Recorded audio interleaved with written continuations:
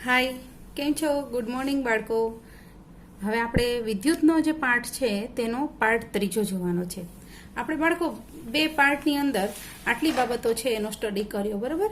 સૌથી પહેલાં આપણે વિદ્યુત ભાર વિશે જોયું, વિદ્યુત ભાર, ત્યારબાદ આપણે વિદ્યુત પ્રવાહ વિશે જોયું, વિદ્યુત પ્રવાહ પછી વિદ્યુત સ્થિતિમાન વિશે જોયું, અને હવે આપણે અવરોધ વિશે પણ જોયું, ઓહમનો નિયમ જોયો. આટલી બાબત છે એ આપણે કમ્પ્લીટ કરી. હવે આપણો આ જે ઓહમના નિયમ ઉપરથી જે અવરોધ આવ્યો ને, એ અવરોધ અંતર્ગત આ પાર્ટની અંદર ચર્ચા કરવાની છે કે અવરોધ કેવો હોય છે, એ અવરોધ એટલે શું, બરોબર. તો આ બાબત આપણે જોવાની છે. તો અવરોધની કોન્સેપ્ટ સમજો. તો આ જે તમે જુઓ છો તે લોખંડની સ્કેલ છે. આ લોખંડની સ્કેલ છે એમાં અવરોધ વધારે હશે કમ્પેરેટિવલી તાંબાના તાર કરતા. હવે આ જે તાંબાનો તાર છે એમાં અવરોધ ઓછો હશે, તો એ અવરોધ એટલે શું? મોયલી અવરોધ ઓછો હશે, આમાં અવરોધ વધારે હશે. આમાં અવરોધ ઓછો હશે એટલે કે આડા અણુ પરમાણુ ઓછા હશે, અને આમાં અવરોધ વધારે હશે એટલે કે અણુ પરમાણુ આડા જે મુક્ત ઇલેક્ટ્રોનને વહન કરવાનું હોય તેમાં અણુ પરમાણુ વધારે આડા આવશે. એ આપણે પેલા સમજો કે અવરોધ, દાખલા તરીકે આ વાહક નો સળિયો છે, બરાબર. હવે એની અંદર આ અણુ પરમાણુ છે, આ પરમાણુ છે. આ પરમાણુ હોય ને એમાંથી મુક્ત ઇલેક્ટ્રોન મુક્ત થયા હોય, આપણે થોડી ઉર્જા આપીએ એટલે આપણે પહેલા જ પાર્ટની અંદર જોયું હતું કે થોડી એવી ઉર્જા આપો એટલે તરત ઇલેક્ટ્રોન છે એ મુક્ત થાય છે. આ ઇલેક્ટ્રોન મુક્ત થાય છે, વાહકમાં અસ્તવ્યસ્ત ગતિ કરે છે. હવે જ્યારે એને આ જે વાહકના સળિયાને બેટરી સાથે જોડો અથવા વિદ્યુત પ્રવાહ પસાર કરો ને એટલે તરત જ તે શું થશે, આ ઇલેક્ટ્રોન એક સીધી ગતિમાં એક જ દિશામાં ગતિ કરવા લાગશે, બરોબર. એટલે ધન તરફ ઇલેક્ટ્રોન છે તેનું વહન થશે.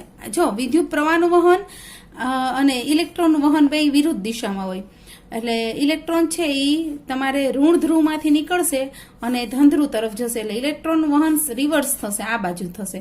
એટલે જેવો તમે વિદ્યુત પ્રવાહ પસાર કરશો એટલે તરત જ ઇલેક્ટ્રોનનું વહન થશે. ઇલેક્ટ્રોન જે અસ્તવ્યસ્ત ગતિ કરતા હોય તે એક સીધી રેખામાં ગતિ કરશે, બરોબર. હવે આમાં શું થશે કે ઇલેક્ટ્રોન જો અણુ પરમાણુ આડા વધારે હોય ને તો ઇલેક્ટ્રોનને વહન થવા માટે આડા અવરોધ નડે. ઇલેક્ટ્રોન છે અણુ પરમાણુ ઓછા હોય, આ દાખલા તરીકે આમાં ઇલેક્ટ્રોન્સ છે આટલા છે અને અણુ પરમાણુ કમ્પેરેટિવલી ઓછું છે આ અણુ પરમાણુ, તો ઇલેક્ટ્રોન છે એને સરળતાથી વહી શકે અને કોઈ અવરોધ આડો આવે નહીં અને સરળતાથી વહન થઈ શકે. પણ જો અણુ પરમાણુ વધારે હોય તો ઇલેક્ટ્રોન્સની આડે આવા અણુઓ કે પરમાણુ આવે જેને આપણે અવરોધ કહીએ છીએ. હવે અવરોધ કેમાં વધારે હોય, આપણને પ્રશ્ન કે તો અવરોધ કેમાં વધારે હશે? આમાં વધારે હશે. આમાંથી એટલું બધું ફટાફટ ઇલેક્ટ્રોન્સનું વહન થશે નહીં, જ્યારે તાંબાના તારમાં અવરોધ ઓછો હશે, બરાબર. તો આ અવરોધ કઈ કઈ બાબત ઉપર આધાર રાખે છે? સૌથી પહેલો ટોપિક મેં તમને વાત કરી એ પહેલા જ ખબર પડી ગઈ કે અવરોધ છે એ આ જે છે લોખંડ અને આ તાંબુ, એટલે કેના ઉપર આધાર રાખતો હશે? દ્રવ્યની જાત ઉપર. કેનો તાર બનેલો છે? જો તમે નિક્રોમ ધાતુનો તાર બનેલો હોય ને, નિક્રોમનો, તો એમાં અવરોધ જે છે આપણે અહીંયા જોઈએ તો નિક્રોમનો જો તાર બનેલો હોય તો નિક્રોમની અંદર આ અણુ પરમાણુ દેખાય છે. આ અણુ પરમાણુ છે એ ખૂબ ઝાઝા બધા હોય, એટલા બધા ઝાઝા બધા હોય અણુ પરમાણુ કે એમાંથી વિદ્યુત પ્રવાહને વહન થવામાં તે ખૂબ જ આડા આવે, એટલે એમાં અવરોધ વધારે હોય છે. જ્યારે તાંબાના તારની અંદર અણુ પરમાણુ હોય, જોવો છો ને કેટલા છે, 1, 2 ને 3, એટલા ન હોય, આ તો જસ્ટ કહું છું. તો એમાં ઇલેક્ટ્રોન્સ છે વિદ્યુત પ્રવાહને વહન થવામાં વાર નથી લાગતી અને સરળતાથી વિદ્યુત પ્રવાહ છે એ પસાર થાય છે, તો બરાબર. એટલે વિદ્યુત પ્રવાહના વહન માટે પહેલી બાબત આવે દ્રવ્યની જાત આધાર રાખે. જો નિક્રોમનો તાર હશે તો વિદ્યુત પ્રવાહનું વહન નહીં થાય, જ્યારે જો તાંબાનો તાર હશે તો સરળતાથી વિદ્યુત પ્રવાહનું વહન થશે. આમાં શા માટે નહીં થાય? કારણ કે આને આડે અવરોધ નડે છે, એટલા માટે આમાંથી વિદ્યુત પ્રવાહનું વહન થાય નહીં. હવે બાળકો આપણે અવરોધ છે નાના એવા સરસ મજાના પ્રેક્ટિકલ દ્વારા સમજવાની કોશિશ કરીએ.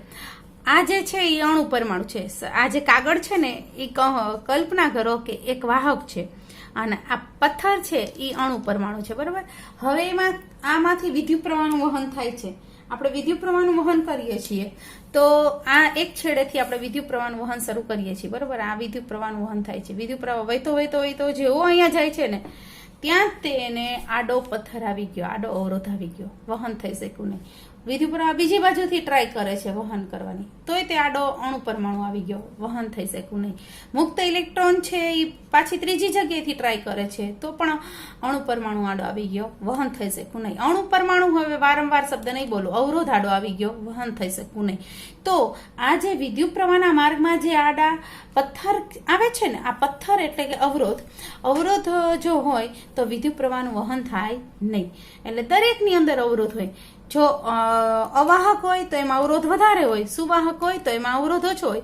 આ એક અવાહકની જ રચના થઈ કહેવાય ને. તમે વિચારો, અહીંથી વિદ્યુત પ્રવાહની હિંમતે નથી થઈ કે અહીં સુધી પહોંચી શક્યો, આટલોય નથી પહોંચી શક્યો. તો વિદ્યુત પ્રવાહ અહીંથી ને અહીંથી અટકી ગયો. તમે જોવો છો ને કે આ વિદ્યુત પ્રવાહનું વહન આપણે અહીંથી સ્ટાર્ટ કર્યું છે, આ સાઈડમાં અહીંથી, પણ એક પણ ઓરેન્જ લાઈન છે એ આના કિનારા સુધી પહોંચી શકે, બીજા છેડા સુધી પહોંચતી નથી. બરોબર, ઓરેન્જ લાઈન છે એ સ્ટાર્ટિંગમાં અહીંયા છે એટલે અહીંયા જ છે તમે, બરોબર. એટલે વિદ્યુત પ્રવાહનું વહન અહીંયા થઈ સ્ટોપ થઈ ગયું. એટલે આ એક તમે અવાહકની જ રચના કહી શકાય કે જેમાં અવરોધ વધારે છે, એટલે મુક્ત ઇલેક્ટ્રોન છે તેનું વહન થતું નથી, વિદ્યુત પ્રવાહનું વહન થતું નથી અને તે અટકી જાય છે. જો હવે હા વિચારો કે વાહક હોય તો એમાં અણુ પરમાણુ કેવા થઈ જાય છે, હોય તો ખરા જ તે.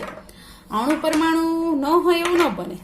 અણુ પરમાણુ એટલે કે અવરોધ હોય જ તે. વાહકમાં પણ અવરોધ હોય, અવાહકમાં પણ અવરોધ હોય અને અર્ધવાહકમાં પણ અવરોધ હોય. પણ કેવો હોય વાહકની અંદર અવરોધ? તો ઓલા જેટલા હતા ને આપણે એના કરતા કેવો હોય? ઓછો અવરોધ હોય.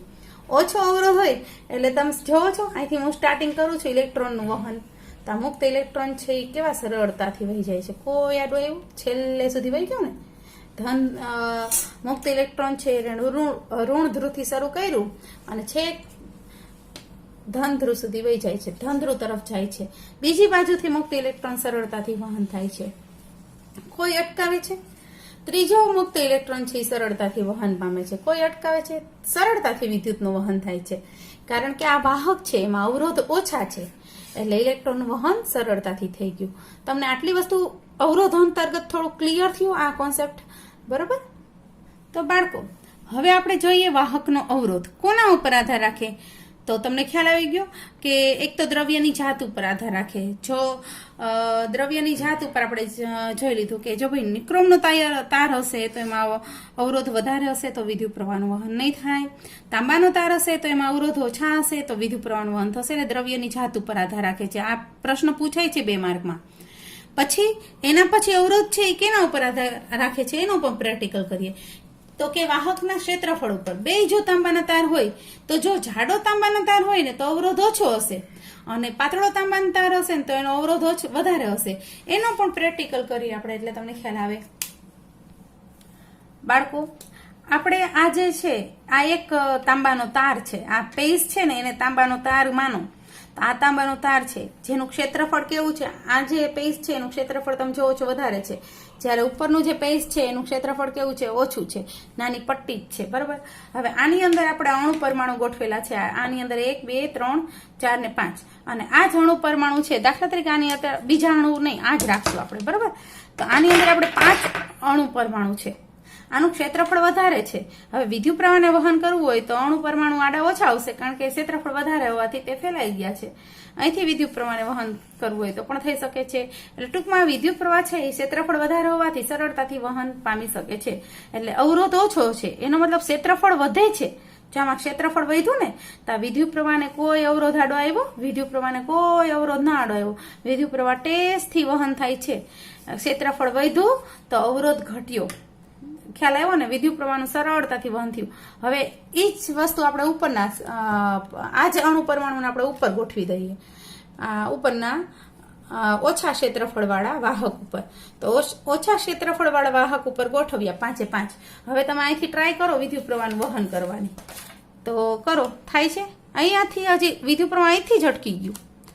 તો અહીંયા તો પહોંચવાનો સવાલ જ નથી અહીંથી, કારણ કે અહીંથી જ તે પથ્થર મોટો અણુ પરમાણુ આડો આવી ગયો. અણુ પરમાણુ આડો આવી ગયો એટલે વિદ્યુત પ્રવાહ અહીંથી પાસ થવાની કોશિશ કરે છે પણ પાસ નથી થઈ શકવું. અણુ પરમાણુ બધા લાઈનમાં આડા આવી ગયા છે. શું કામ આડા આવી ગયા? નજીક નજીક કેમ થઈ ગયા? કારણ કે અહીંયા ક્ષેત્રફળ ઘટ્યું. ક્ષેત્રફળ ઘટ્યો તો અહીંયા અણુ પરમાણુ એટલા બધા આડા આવ્યા. અણુ પરમાણુ એટલે કે અવરોધ વધ્યો, બરાબર. અને આમાં શું હતું તો કે આની અંદર ક્ષેત્રફળ વધારે હતું, ક્ષેત્રફળ વધુ તો અવરોધ ઓછો. ઓકે, એટલે તમે કઈ કન્ડિશન ઉપર આપણે તારણ ઉપર આવીએ કે જો તો બાળકો આપણા ક્ષેત્રફળ આ અવરોધ આર અને ક્ષેત્રફળને એરિયા કહેવાય. બરોબર. તો અવરોધ આર છે એ ક્ષેત્રફળના વ્યસ્ત પ્રમાણમાં. આપણે જો વધારે ક્ષેત્રફળ હશે તો એમાં અવરોધ કેવો હશે? અણુ પરમાણુ ઓછા અને અવરોધ ઓછો હશે. બરોબર. એટલે ક્ષેત્રફળ વધારે હશે ને આ રીતે વ્યસ્ત પ્રમાણ. જો ક્ષેત્રફળ વધે તો અવરોધ ઘટે, અને જો ક્ષેત્રફળ ઘટે, આ ક્ષેત્રફળ ઘટે છે તો અવરોધ વધે છે. જો ક્ષેત્રફળ આ જે ઊંચક નીચક આપણે કહીએ ને, ઊંચક નીચક બગીચામાં હોય છે ને, તમે રમતા હોય તો એક ભાગ ઊંચો થાય તો બીજો ભાગ કેવો થાય છે? નીચો. તો એ જ રીતે જો ક્ષેત્રફળ પાછું આમ ક્ષેત્રફળ ઘટશે, ક્ષેત્રફળ અહીંયા ઘટે તો આપણો અવરોધ વધે છે. બરોબર. એટલે આ બંને વ્યસ્ત પ્રમાણમાં હોય છે. વ્યસ્ત પ્રમાણમાં એટલે ઉપર નીચે. ખાસ ધ્યાન રાખજો, આ ગણિતમાં તમને સમપ્રમાણ વ્યસ્ત પ્રમાણમાં બહુ ગોટાળો કરી નાખો છો. અવરોધ અને ક્ષેત્રફળ એકબીજાના વ્યસ્ત પ્રમાણમાં હોય છે. ઓલા ઉપરથી પેલી આકૃતિ ઉપરથી આટલી વસ્તુનું તારણ આવ્યું. બીજું અવરોધ હવે બીજા કેના ઉપર આધાર રાખે છે? આ તમે શું દેખાય છે? આ લાંબો છે ને આ ટૂંકો છે, એટલે લંબાઈ ઉપર આધાર રાખતો હશે. બરોબર. તો એનું પણ પ્રેક્ટિકલ દ્વારા સમજવાનો પ્રયત્ન કરો. હવે બાળકો, આ એક આપણો લાંબો સુવાહક તાર છે અને ટૂંકો સુવાહક તાર છે. આ લાંબા સુવાહક તાર ઉપર પેલા આપણે અણુ પરમાણુ ગોઠવીએ તો અણુ પરમાણુ કેટલા ગોઠવાય છે? 1 2 3 4 5 6 7 8 આ બધે ગોઠવી 9 10 કેટલા બધા અણુ પરમાણુ ગોઠવી શકાના. બરોબર. લંબાઈ વધે છે તો અવરોધ દેખાય છે ને, વધ્યો. હવે આની લંબાઈ ટૂંકાવી દો, આની લંબાઈ અડધી કરી નાખો. આની લંબાઈ તમે અડધી કરી નાખી. હવે આના ઉપર આપણે અણુ પરમાણુ ગોઠવો તો કે 1 2 3 4 5 6. તો લંબાઈ ઘટી તો અવરોધ ઘટ્યો, અને લંબાઈ વધે તો અવરોધ વધે છે. આ ખ્યાલ આવી ગયો. એટલે લંબાઈ અને અવરોધ એકબીજાના કેવા પ્રમાણમાં છે? સમપ્રમાણમાં છે. લંબાઈ વધારે તો અવરોધ વધારે છે, અણુ પરમાણુ વધારે છે. લંબાઈ ઓછી તો અવરોધ ઓછો. તો અવરોધ અને લંબાઈ એકબીજાના સમપ્રમાણમાં છે. લંબાઈ વધે તો અવરોધ વધે, લંબાઈ ઘટે તો અવરોધ ઘટે. અને અવરોધ અને ક્ષેત્રફળ એકબીજાના વ્યસ્ત પ્રમાણમાં છે. તમે પ્રેક્ટિકલ જોયો હમણાં આપણે આનો. અવરોધ અને ક્ષેત્રફળ વ્યસ્ત પ્રમાણમાં છે. અવરોધ અને લંબાઈ સમપ્રમાણમાં હોય છે. અવરોધ છે દ્રવ્યની જાત ઉપર આધાર રાખે છે. જો તાંબાનો તાર હશે તો અવરોધ ઓછા હશે. જો અવાહક તાર હશે અથવા અર્ધવાહક તાર હશે, નિક્રોમ જેવા, તો એમાં અણુ પરમાણુ વધારે હશે, એમાં અવરોધ વધારે હશે. આ સિવાય અવરોધ હજી એક ચોથી બાબત ઉપર આધાર રાખે છે. કઈ બાબત? તાપમાન ઉપર આધાર રાખે છે. જો તાપમાન વધારે હશે ને, આ બે તાંબાના તાર છે. બરોબર. હવે મેં આ બે તાંબાના તારને ગરમ કર્યું તો જેનું તાપમાન વધારે હશે ને, જે તાર વધારે ગરમ થાય એમાં અવરોધ વધારે, અને ઓછું તાપમાન હશે તો અવરોધ ઓછો. એટલે તાપમાન ઉપર પણ વાહકનો અવરોધ આધાર રાખે છે. આપણને પ્રશ્ન પૂછાય છે 2 માર્ક્સમાં, તો આખો પ્રશ્ન કે વાહકનો અવરોધ શાના ઉપર આધાર રાખે છે, તો તમારાનો જવાબ આ રીતે આપી શકાય કે વાહકનો અવરોધ છે તે લંબાઈ ઉપર, વાહકના આડછેદના ક્ષેત્રફળ ઉપર, વાહકના દ્રવ્યની જાત ઉપર અને વાહકના તાપમાન ઉપર. લંબાઈ ઉપર તમે એ રીતે લખવાનું કે જો લંબાઈ વધે તો અવરોધ વધે, લંબાઈ ઘટે તો અવરોધ ઘટે. એટલે લંબાઈ અને અવરોધ એકબીજાના સમપ્રમાણમાં હોય છે. અને પછી ક્ષેત્રફળ ઉપર જો ક્ષેત્રફળ વધે તો તમે અહીંયા જોઈ શકો છો અવરોધ ઘટે, અને ક્ષેત્રફળ ઘટે તો અવરોધ વધે. એટલે ક્ષેત્રફળ અને અવરોધ છે એકબીજાના વ્યસ્ત પ્રમાણમાં છે. દ્રવ્યની જાત ઉપર આધાર રાખે. જો વાહક હશે તો અવરોધ વધારે હશે, અવાહક હશે તો અવરોધ ઓછો હશે. અને વાહકના તાપમાન ઉપર આધાર રાખે. જો વધુ તાપમાન હશે તો અવરોધ વધુ, ઓછું તાપમાન હશે તો અવરોધ ઓછો. બરોબર. એટલે આ રીતે અવરોધ છે જુદી જુદી બાબતો ઉપર આધાર રાખે છે. બાળકો, જેટલા સુવાહક તાર ઉપયોગી છે ને, આ જે તાંબાના તાર ને બધા ઉપયોગી છે ને તમે ઇલેક્ટ્રિક વસ્તુ માટે, એટલા જ ઉપયોગી અવરોધ તાર પણ છે. અવરોધક તાર કેવી રીતે ઉપયોગી છે, કઈ વસ્તુમાં, એ આપણે આગળ જોશું.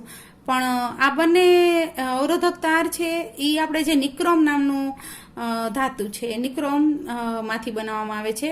અને સુવાહક તાર છે એ તાંબા કે એલ્યુમિનિયમના વાપરવામાં આવે છે. આ પ્રશ્ન આપણને MCQ માં કેમ પૂછાય છે, તો યાદ રાખવો.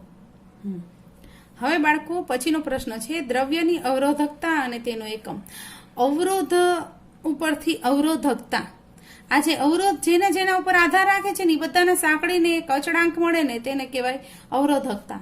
અવરોધકતા કેવી રીતે આવે છે એનું સૂત્ર આપણે તારવીએ, કારણ કે આમ સમજાવી દઈશ કે જો આમ કહેવાય તો નહીં ખ્યાલ આવે. ગણિતનું પાછી વાત આવે એટલે આખું ડિરાઈવ કરવું પડે. તો તમે આટલી બાબત છોકરાઓ જોઈ કે આ અવરોધ છે તે કેના ઉપર આધાર રાખે છે. તો કે અવરોધ સૌથી પહેલો ટોપિક્સ છે આપણો તો કે લંબાઈ ઉપર. લંબાઈ વધે તો અવરોધ વધે, એટલે લંબાઈના સમપ્રમાણમાં છે, બરોબર. અવરોધ પછી અવરોધ છે એ ક્ષેત્રફળના વ્યસ્ત પ્રમાણમાં છે. હવે આ બે છે ને બે વાર આ લખવા કરતા જો આ સૂત્ર કેમ તારવ્યું છે એ અને પછી તમારે મોઢે લખવાનું છે નોટમાં, બરોબર. આપણે હવે હોમવર્ક એ રીતે શરૂ થયું છે, મોઢે જોયા વગર લખવાનું. તો આ બે આર છે ને આ બંને ભેગા કરો તો આ એલ અને બંને ભેગા થઈ જશે, એટલે એલ ઉપર આવશે ને એ નીચે આવશે. તો આ આખું સૂત્ર થયું. હવે આ જે નિશાની છે ને આ ચલનની નિશાની હોય, તો આ જે ચલનની નિશાની દૂર કરીને બરાબર રાખવી હોય ને તો અહીંયા આડે એક તમારે આટલા અચળાંક રાખવો પડે. એમને તમે ચલનની નિશાની દૂર કરીને બરાબરની નિશાની ગોઠવી શકો નહીં. તો એના આડે એક તમારે અચળાંક રાખવો પડે. એ અચળાંક આપણે કહીએ રો, અને આ જે રો છે ને એ આપણી અવરોધકતા, બરોબર. આ રો ને કહેવાય અવરોધકતા. એ અચળાંક આડો રાખ્યો છે, બાકી એલ અને એ એઝ ઇટ ઇઝ. તો આ અવરોધકતા, આપણે અવરોધકતાનું સૂત્ર આવી ગયું. હવે અવરોધકતા જે રો છે ને એ કેના ઉપર આધાર રાખે છે ઈ. તો પેલા રો નું સૂત્ર તારવીએ. તો આ રો ને એક બાજુ એકલું રાખો તો રો ની સાથે એ અને એલ દેખાય છે, બરોબર. તો આ એલ અને એ જે છે ને એને સાઈડમાં લઈ જાઓ.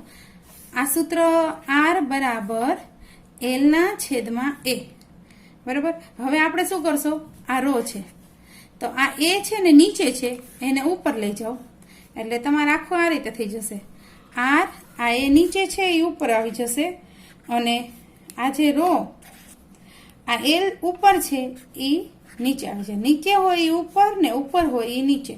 આ તમારે બીજી બાજુ લઈ જાઓ ત્યારે આ રીતે કરવાનું. ભાગાકારમાં હોય તો ગુણાકારમાં, અને ગુણાકારમાં હોય તો ભાગાકારમાં. એટલે રો નું સૂત્ર થયું.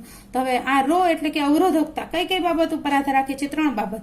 પહેલી અવરોધ ઉપર, બીજું અવરોધ આર ઉપર, ક્ષેત્રફળ ઉપર અને લંબાઈ ઉપર, બરાબર. આ જે અવરોધકતાનું સૂત્ર છે, આ અવરોધકતાનું સૂત્ર આપણે ડિરાઈવ કર્યું. હવે અવરોધકતાનો એકમ, તો એકમ આપણે એકમ એ સરસ ઇઝીલી યાદ રાખવાનો, એને કંઈ ગોખવાનો નહીં. ઘણા એકમ ગોખી નાખે, પછી બીજું કંઈક પૂછ્યું હોય ત્યારે ભૂલાઈ જાય કે કેવી રીતે. અવરોધ છે એનો એકમ તમને ખબર છે. અવરોધને આપણે કેમાં માપીએ? આ ત્રણેયના એકમ યાદ રાખવા પડે.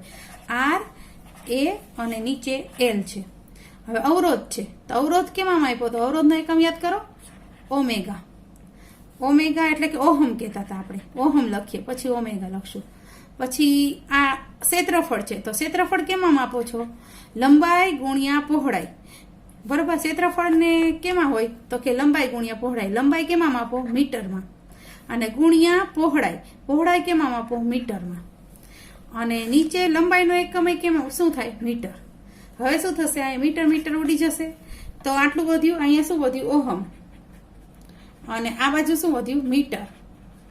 ઓહમ ને સંજ્ઞા શું છે? ઓમેગા. અને મીટર એટલે એમ. તો તમારે આ મળી ગઈ, એકમ મળી ગયો ઓમેગા મીટર. તો આ જે છે અવરોધકતાનો એકમ થાય છે ઓમેગા મીટર. 1 ઓમેગા મીટર જે અવરોધકતાનો એકમ છે. હવે બાળકો આપણે વિદ્યુતની અવરોધકતાને આધારે વાહક અને અવાહક વચ્ચેનો તફાવત જોઈએ. અવરોધક, હવે જો આ જે છે આને તમે વાહક કહેવાય. તો વાહક શા માટે કહેવાય? કારણ કે એની અંદર શું ઓછું હોય? અણુ પરમાણુ, એટલે કે અવરોધ ઓછા છે. અને આને અવાહક કહેવાય કારણ કે તેની અંદર અવરોધ વધારે છે, બરાબર. એટલે આ અવાહક છે. એટલે જેમાં અવરોધ ઓછા હોય તે વાહક, જેમાં અવરોધ વધારે હોય તેને આપણે શું કહીએ છીએ? અવાહક, બરોબર. આપણે તમને મેં હમણાં પેજમાં બધા પથ્થર રાખીને સમજાવ્યું હતું કે જેમાં ઓછા હોય તે વાહક અને વધારે હોય તે અવાહક.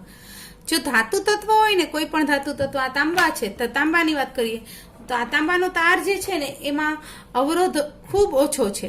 કેટલો ઓછો છે? માઇનસમાં છે. જો આ આંકડો યાદ રાખજો.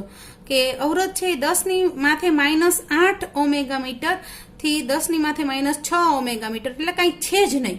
અણુ પરમાણુ તો આમ દેખ નજીવા છે, આમાં હશે આડા આવતા હોય વિદ્યુત પ્રવાહના વહનમાં, એટલે વ્યય તો થતો જ હોય વિદ્યુતનો, પણ ખૂબ ઓછો અવરોધ છે. એટલે જ આપણે આ તારનો ઉપયોગ કરીને આપણે ઇલેક્ટ્રિસિટી મેળવવાનો પ્રયત્ન કરતા હોઈએ છીએ, બરાબર. તો ઇલેક્ટ્રિસિટી મેળવવા માટે આપણે વાહક તાર વાપરીએ છીએ. શું કામ? કારણ કે એમાં અણુ પરમાણુ ઓછા છે, અવરોધ ઓછો છે, માઇનસમાં અવરોધ છે, એટલા માટે આપણે તાર વાપરીએ છીએ, બરાબર. જ્યારે અવાહક પદાર્થ હોય, કોઈ પણ અવાહક પદાર્થ છે પ્લાસ્ટિક, તો આમાં નકરા અવરોધો જ હોય, અણુ પરમાણુથી જ ભરપૂર હોય. આમાં મુક્ત ઇલેક્ટ્રોન ક્યાંય દેખાય જ નહીં, ખૂબ જાજો બધો અવરોધ હોય. પ્લસમાં એટલે પ્લસ એટલે કેટલું? અવરોધકતા વધારે, અવરોધ વધારે અવાહકની અંદર. આ પ્લાસ્ટિક છે અવાહક છે, રબર, કાચ આ બધું અવાહક છે. આ રબરનું કોટિંગ કરેલું હોય ને તાંબાના તાર ઉપર, તે અવાહક છે, એની અંદર અવરોધ વધારે હોય. કેટલો વધારે? 10 ની માથે 12 ઘાત, -12 ઘાત નહીં, +12 ઘાત થી 10 ની માથે 17 ઘાત જેટલું ઓમેગા મીટર. એટલે ખૂબ અવરોધ વધારે છે, ખૂબ અણુ પરમાણુ વધારે છે. એમાંથી મુક્ત ઇલેક્ટ્રોન વહી શકતા જ નથી, વિદ્યુતનો પ્રવાહનું વહન જ નથી થતું. એટલે આ રીતે આપણને વાહક અવાહક વચ્ચેનો તફાવત પણ પૂછે છે. વાહક માટે ઉદાહરણ તમે તાંબાનું તાર, એલ્યુમિનિયમ લઈ શકો, આમાં રબર અને કાચ. ત્યારબાદ આપણે આવશે અર્ધવાહક. અર્ધવાહક એટલે શું? કે જેમાં જે વાહકમાંય ન આવે અને અવાહકમાંય ન ગણે. જેને અવાહક ન કહેવાય અને વાહક જેટલો પણ ન હોય, આ બંનેનું કોમ્બિનેશન. આ બંને એટલે જો આની અંદર અણુ પરમાણુ ખૂબ ઓછા હોય, કેમાં તાંબાના તારમાં અણુ પરમાણુ ખૂબ ઓછા હશે, અવરોધ ઓછો હશે, અને આમાં નકરો અવરોધ જ હશે. તો અર્ધવાહક એટલે કે જેમાં મધ્યમ કક્ષામાં હાવ ઓછાય નહીં ને ખૂબ વધારે નહીં. આપણે આ જે વાહકના આકૃતિ દોરી છે, આ અવાહકની દોરેલી છે. તો અર્ધવાહકની દોરીએ ને તો જસ્ટ આ રીતે થાય કે આના કરતા થોડાક અણુ પરમાણુ વધારે, એટલે 1 2 3 4 5 છે, 6 7 8 9 આટલા વધારે હશે, પણ આટલા બધા નહીં. તો અર્ધવાહક કહેવાય. અર્ધવાહક તરીકે આપણે સિલિકોન, જર્મેનિયમ ધાતુઓ છે, એ સિવાય નિક્રોમના તારનો ઉપયોગ થાય છે. વારંવાર નિક્રોમનો તાર બોલું છું કારણ કે એનો ઉપયોગ ઘણી બધી જગ્યાએ આવશે, આપણે હમણાં જોશું, બરાબર. એટલે આપણે આ પ્રશ્ન. હવે બાળકો એના પછીનો આપણો પ્રશ્ન એ પૂછાય છે, દ્રવ્યની અવરોધકતા શાના ઉપર આધાર રાખે છે? આપણે અવરોધકતાનું સૂત્ર જોયું, ρ RA/L. તો આ જે અવરોધકતા છે ને એ કોના ઉપર આધાર રાખે છે? તો એ 3 બાબત ઉપર આધાર રાખે છે, દ્રવ્યની જાત, દ્રવ્યના તાપમાન અને દબાણ ઉપર. જો અવરોધ અને અવરોધકતા બે વચ્ચે ફરક, એ બે હમણાં કમ્પેરિઝન સ્વરૂપે આપણે લઈ લેશું એટલે ખ્યાલ આવી જશે. દ્રવ્યનો અવરોધકતા દ્રવ્યની જાત એટલે વાહક હશે, તો એમાં અવરોધકતા આપણે ઉપર જોયું એમ ઓછી હશે. અવાહક હશે તો અવરોધકતા વધારે હશે. પછી તાપમાન ઉપર, તાપમાન માટે મેં સમજાવ્યું કે તાપમાન વધે તો અવરોધકતા વધશે, અને તાપમાન ઘટશે તો અવરોધકતા ઘટશે. અને ત્રીજું એક દબાણ ઉપર આધાર રાખે છે. બાળકો આપણે પ્રશ્ન એમ પૂછાય, તો અવરોધ જે છે R, એ કઈ કઈ બાબત ઉપર આધાર રાખે છે? તો અવરોધ જે છે ને, અવરોધ અને અવરોધકતા વચ્ચેનો ડિફરન્સ પૂછાય. તો અવરોધ છે એ એક તો દ્રવ્યની જાત, પછી કેના ઉપર આધાર રાખે છે? વાહક અને આડછેદનું ક્ષેત્રફળ, પછી વાહકની લંબાઈ, અને બીજું તાપમાન. આના આટલા ઉપર આધાર રાખતું હતું, બરોબર. 4 ઉપર. દ્રવ્યની જાતમાં આપણે જોતા હતા કે જો તાંબુ હશે તો અવરોધ વધારે હશે, અને પ્લાસ્ટિક હશે તો એમાં તાંબુ હશે તો અવરોધ ઓછો, અને પ્લાસ્ટિક હોય તો એમાં અવરોધ વધારે હોય. ક્ષેત્રફળમાં આપણે જોયું કે જો ક્ષેત્રફળ વધારે હશે તો અવરોધ ઓછો, અને ક્ષેત્રફળ ઓછું હશે તો અવરોધ વધારે હશે. લંબાઈમાં જોઈ, લંબાઈ ઓછી હશે તો અવરોધ ઓછો હશે, લંબાઈ વધારે હશે તો અવરોધ વધારે હશે. એ સિવાય આપણે તાપમાન જોયું કે તાપમાન વધે તો અવરોધ વધે, અને તાપમાન ઘટે તો અવરોધ ઘટે, બરોબર. ત્યાર પછી અવરોધનો એકમ શું હતો? ઓમેગા, બરોબર. આટલી વસ્તુ આપણે ખબર. અવરોધનું સૂત્ર શું છે? તો કે R = V/I. આ 3 વાત. હવે આવે છે અવરોધકતા. તો અવરોધકતા છે એ કેટલી બાબત ઉપર આધાર રાખે છે? 3 બાબત ઉપર. તો કે એક તો દ્રવ્યની જાત, પછી બીજું કેના ઉપર આધાર રાખે છે? દ્રવ્યનું તાપમાન, અને બીજો આમાં શું આવશે? આમાં દબાણ આવશે. અવરોધકતામાં આમાં દબાણ નહોતું આવતું. આમાં 3 જ બાબત ઉપર અવરોધકતા આધાર રાખશે. અવરોધકતાની સંજ્ઞા છે ρ.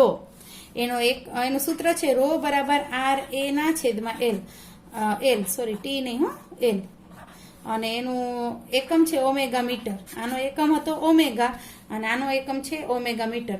આપણે આખું તમારે બેયના ડિફરન્સ સ્વરૂપે જોવું હોય તો તમારે આ રીતે જોઈ શકો કે અવરોધ જે છે એ 4 બાબત ઉપર આધાર રાખે છે: દ્રવ્યની જાત, આડછેદનું ક્ષેત્રફળ, લંબાઈ અને તાપમાન ઉપર. અને જ્યારે અવરોધકતા છે એ ફક્ત 3 બાબત ઉપર જ આધાર રાખે છે. દ્રવ્યની જાતમાં તાંબુ અને પ્લાસ્ટિકની વાત કરીએ તો, પછી આડછેદનું ક્ષેત્રફળ, લંબાઈ અને તાપમાન. તો આ જે છે એ તમારે અવરોધની નિશાની, અવરોધનું એકમ છે ઓમેગા, આનું ઓમેગા મીટર. આનું સૂત્ર આર બરાબર વી ના છેદમાં આઈ અને આનું રો બરાબર આર એ અપોન એલ. એટલે આ બે વચ્ચેનો ફરક, કારણ કે પરીક્ષામાં ક્યારેક અવરોધ પૂછે ને તો આપણે અવરોધકતાનું લખી નાખીએ, ને અવરોધકતા પૂછે તો અવરોધનું લખી નાખીએ. જેનું પૂછે એનું. આ બે વસ્તુ તો બેમાં કોમન જ છે. તાપમાન તો એ 2 પોઈન્ટ તમારે બેમાં લખી નાખવાના, કોમન છે. એ અહીંયા આડછેદનું ક્ષેત્રફળ ને લંબાઈ આવશે ને આમાં આવશે દબાણ. બરોબર.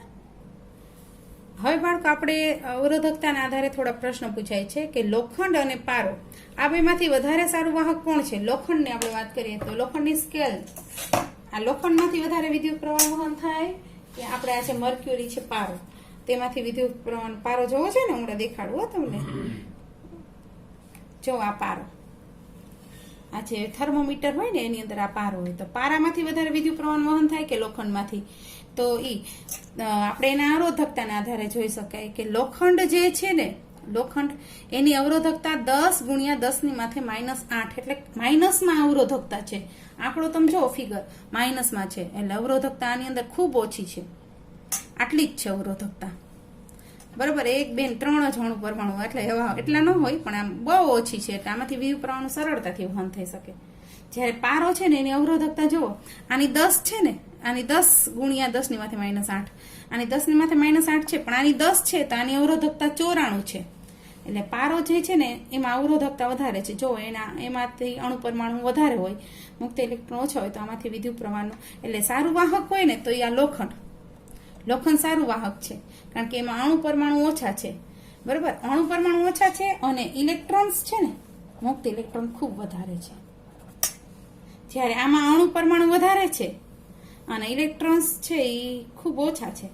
એટલે આ જે સારું વાહક નથી. ખ્યાલ આવી ગયો? પારો છે એ સારું વાહક નથી, કારણ કે એની અવરોધકતા 94 ગુણ્યા 10 ની માથે -8 છે.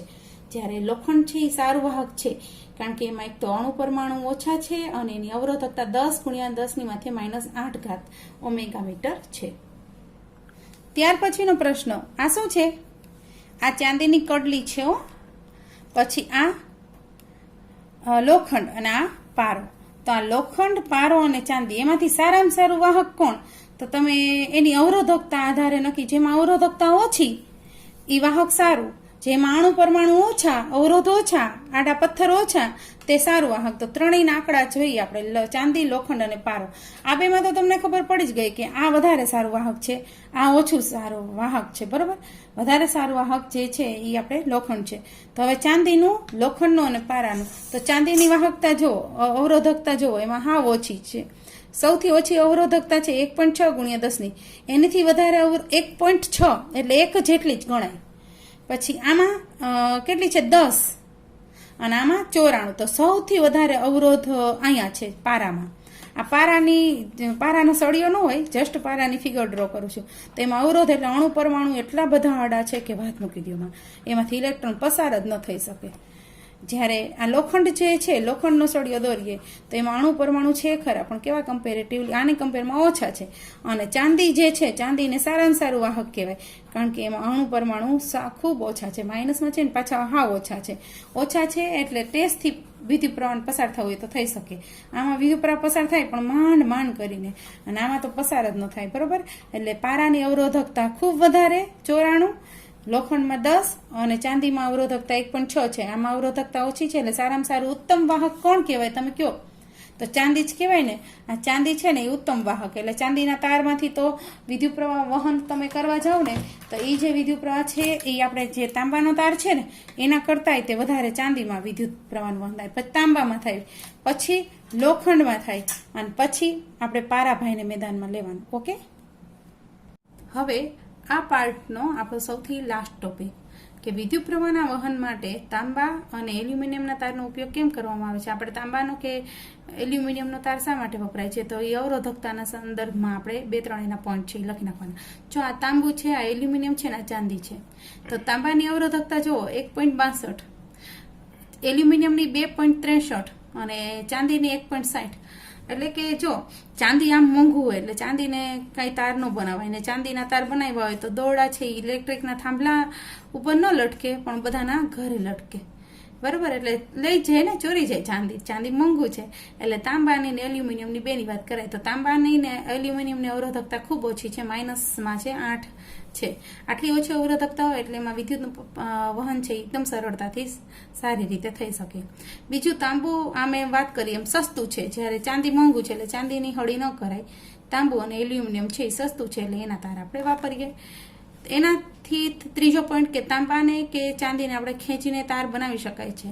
માટે આપણે આ જે છે એ વિદ્યુત પ્રવાહના વહન માટે તાંબા અને એલ્યુમિનિયમનો ઉપયોગ કરવામાં આવે છે. બરોબર, યાદ રહી ગયું ને કે અવરોધકતા એની ખૂબ ઓછી છે, એમાં અણુ પરમાણુ ઓછા છે, વિદ્યુતનું વહન સરળતાથી થાય છે, સસ્તું છે અને ખેંચીને તાર બનાવી શકાય છે. આ બધા કારણ હોવાથી તેનો ઉપયોગ આપણે વધારે કરીએ છીએ. આ બધા ચોપડીના સ્વાધ્યાયના પ્રશ્નો છે બાળકો, એટલે હારોહાર આ પોઈન્ટની હારે જ તૈયારી કરતા જવાની. બરોબર, આ બધા એટલે આ જે મારા વિડીયો જોશો ને તમારે નવનીતને કે કોઈ પણ મટીરિયલ બહારના છે એ લેવાનો જરૂર નથી. આની અંદર જે ઉપયોગી પ્રશ્નો પરીક્ષામાં આવતા જાય છે ને એ પણ હું હારે તમને તૈયાર કરાવતી જાઉં છું. એટલે હવે આપણે પાર્ટ 4 શરૂ થશે, જેમાં વિદ્યુત પ્રવાહનું શ્રેણી જોડાણ અને અવરોધોનું સમાંતર જોડાણ છે તે જોવામાં આવશે. આજના આપણા ટોપિકમાં આપણે શું જોયું તો કે અવરોધકતા, અવરોધ છે કઈ બાબતો ઉપર આધાર રાખે છે, અવરોધકતા છે 3 બાબતો ઉપર આધાર રાખે છે, વાહકમાં અવરોધ કેવો હોય છે, અવાહકમાં કેવો હોય છે, પછી આ તાંબા એલ્યુમિનિયમ આ બધા અવરોધકતા અંતર્ગત બધી બાબત જોઈએ, અવરોધ અને અવરોધકતા અંતર્ગત. બરોબર, અવરોધ અને અવરોધકતા પૂરી થશે એટલે હવે આવશે શ્રેણી જોડાણ અને સમાંતર જોડાણ. તો એ આપણે પછીના પાર્ટમાં કાલના પાર્ટમાં જોશું. Okay, by.